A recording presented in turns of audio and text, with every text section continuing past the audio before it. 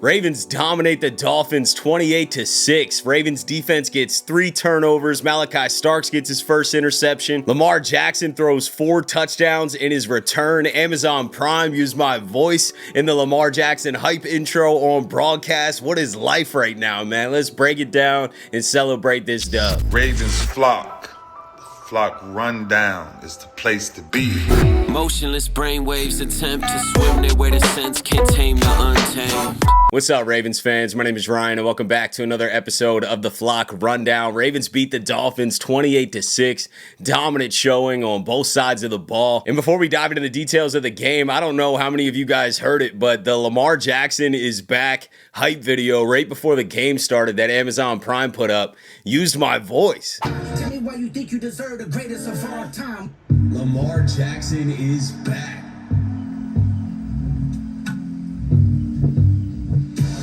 So if you're looking at I didn't even know this was coming. I was not contacted by Amazon. I've not been paid or credited in any way, but it's still pretty cool, man. I was shocked sitting there. I thought my Bluetooth connected to the sound bar was playing a video or something. I was like, that wasn't me, was it? And then I started getting a couple tweets from some friends and stuff, and I was like, dude, what is going on? What is real life right now? That is absolutely insane. And so is this Ravens win tonight, man. We are celebrating this one, and I never thought I'd be this happy with the Ravens being 3-5, but man, after that 1-5 start, it felt like everything was burning down.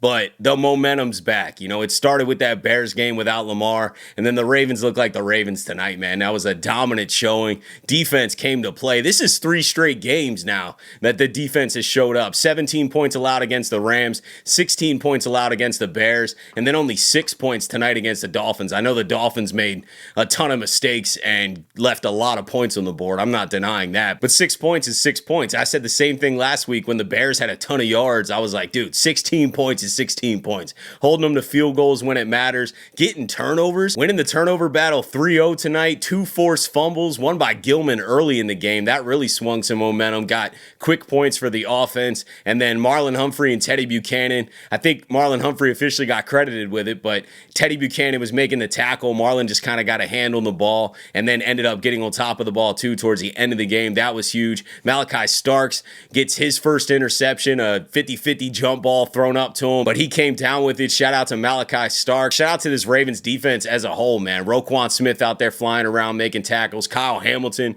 was everywhere. He is bringing pressure almost solo at this point. We really don't have a lot of guys that can get to the quarterback by themselves. Mike Green did have a half sack in this game, but Tua just kind of fell.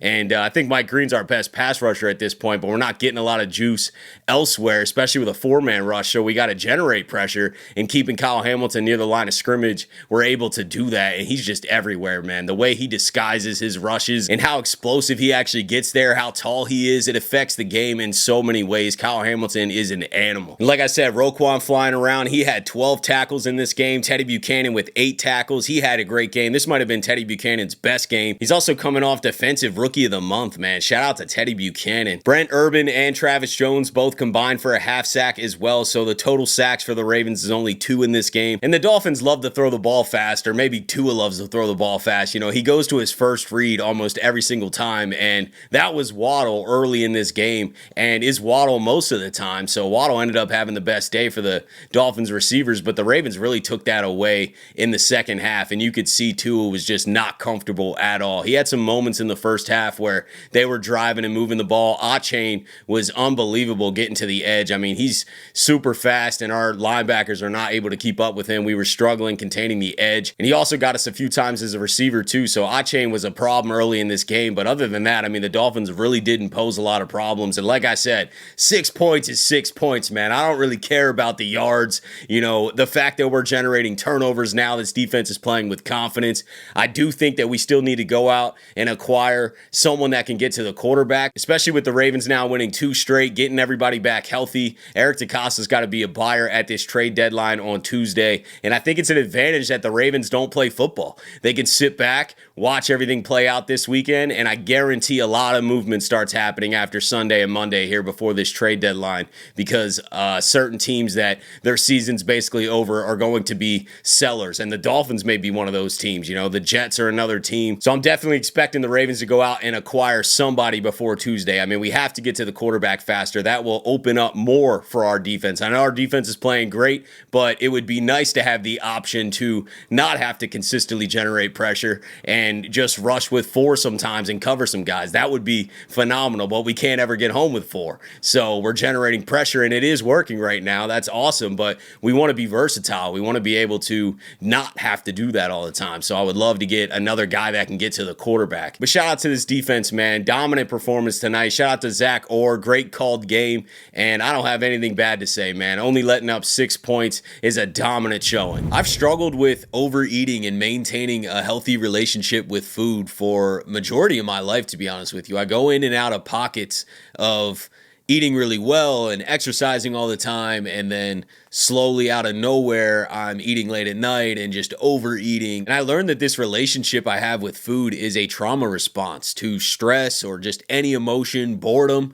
And that's what got me really diving into Hypnozio. So I wanted to come on here and talk to you guys about this app. Hypnozio is a revolutionary self-hypnotherapy app that helps you lose weight by targeting the root causes. These guided sessions help reduce stress, improve portion control, and stop emotional eating. There's no calorie counting or drastic lifestyle changes needed. And it's super easy to fit into your day. You just need your phone or laptop for a few minutes to go through a guided session and then watch in your life how much less stressed you are and how much more control around food you have. So when I feel stress, I don't just immediately run to food to solve that in a short-term manner. I'm having a better, more controlled relationship with the food that I'm putting in my body and making sure that it's for fuel and not for short-term pleasure to get over something I'm trying to avoid. So what are you waiting for? Use my link in the description box and pinned comment to grab 15% off your first subscription. Switching over to the offense, who also had a dominant night. 4 touchdowns by Lamar Jackson.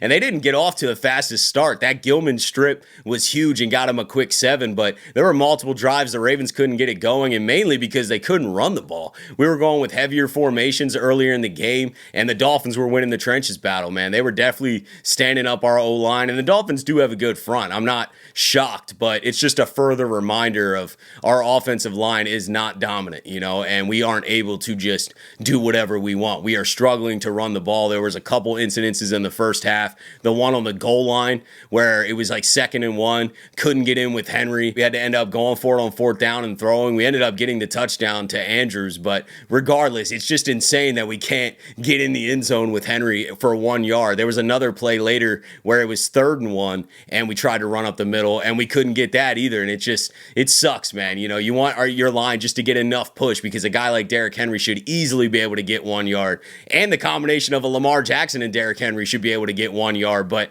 our O-line is mid to below average right now, and it showed itself a little bit in this game earlier, but the run game started to open up in the second half, especially as the Ravens got a lead. I think the touchdown drive, 11-play touchdown drive to open the second half, where we ended up making this game 21-6, was everything. I thought we were going to get a Jackson 5. He threw 4 touchdowns pretty quick. I was like, this is the exact recipe for Lamar Jackson to have 5, but it just didn't end up working out. The Ravens never scored again. It is what it is, man. 28-6, dominant win, and Lamar Jackson looked great. Once he settled in a little bit, he looked phenomenal, had a great day today. Got Isaiah Likely a lot more involved in this game. He had 3 catches for 60 yards. Zay Flowers had 5 catches for 64 yards. And I know we struggled early to get the run game going, but it ended up really breaking open. I mean, Derrick Henry had 19 carries for 119 yards, 6.3 yards a carry. Lamar Jackson only had 5 for 14. He didn't run much in this game. Keaton Mitchell, 4 carries for 11 yards. They're still scripting some plays for him. Nothing big in this game, but I like the fact that he's out there. And the offense didn't turn the ball over. We won the turnover battle 3-0 in this game. With how talented our team is, we start winning turnover battles like that, we are going to get a lot of dominant wins. Earlier in the season, our defense couldn't get a takeaway,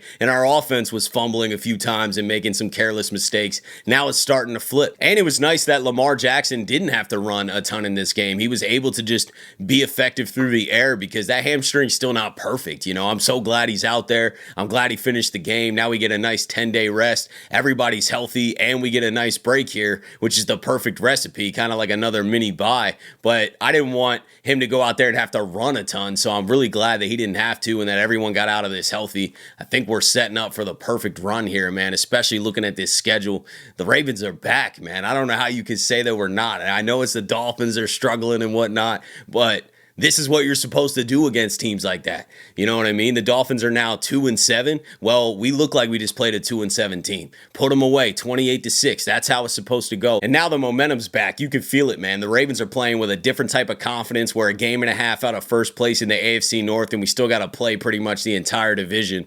The Ravens have everything they need right in front of them. So let's celebrate this one tonight. We got a stress-free weekend. The Ravens are already done football this week in the win column, 2 straight. We can watch the other games stress-free and got 10 days off before the Vikings. A lot of winnable games in front of the Ravens right now, man. I really think that the Ravens are going to go on a run, and it just feels good to watch some dominant football again, man. Seeing Lamar Jackson out there and seeing this defense turn around 3 straight weeks, man. This is not a fluke performance from this defense. This is 3 straight weeks. They have turned a corner. They're playing a lot better. That, Oweh trade for Gilman ended up really helping both teams. I think that was a win-win. Now, I definitely want to go out and acquire a pass rusher. That is going to be the talk of the Ravens, up until the trade deadline on Tuesday, as it should be. So I definitely want to add more. I would love to make a guard change as well, too. I still just don't think this offensive line's good enough, but we should enjoy this one tonight. We went through 5 weeks of painful football and losses, and it's nice to get some wins and turn this around, man. Let me know what you guys are thinking about this game, about the outlook of the Ravens season. Who should we go out and trade for before Tuesday's deadline? Let me know what you guys are thinking. Appreciate you guys, as always, for tuning in to another episode of the Flock Rundown. Have a beautiful rest of your night, and I'll let the greatest linebacker in the history of the game take us out. Ravens flock. The flock rundown is the place to be. My man Ryan has been a lifelong Ravens fan since he was born. So I'm telling you now, it's about to go down. Podcast, the Flock Rundown. Ravens, baby. Nothing gets better than waking up and wondering how high we can fly.